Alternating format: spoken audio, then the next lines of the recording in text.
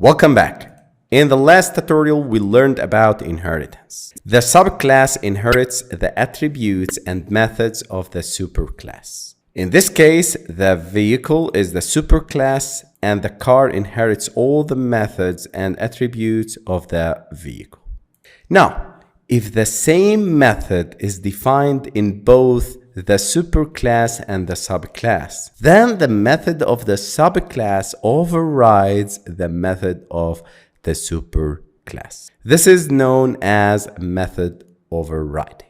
Let's take an example. This is the method start in the parent class or the superclass.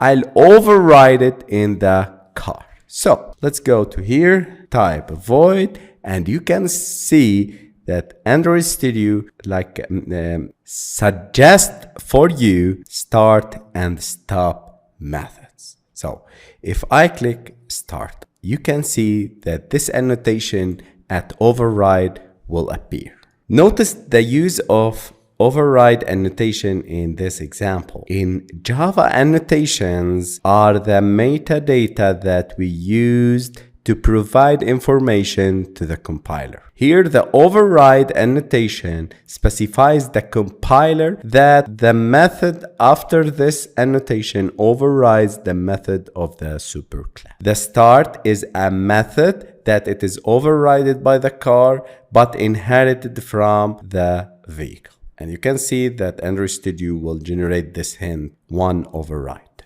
We override, but what we benefit from it?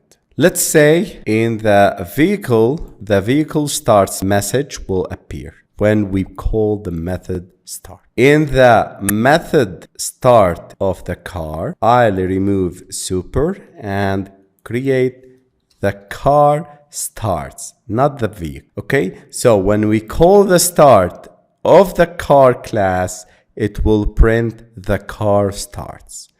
Let's go to my class, click run, and you can see that when we called the start method of my car object, it will print the car starts that it is overridden by the class car. And if you notice that when we call the stop method, that it is from vehicle but not overridden in the car class, it will print the message the vehicle stops, which is according to the stop method of the vehicle, which is the superclass. There are some rules for Java overriding concept. Both the superclass and the subclass must have the same method name and the same return type and the same parameter list.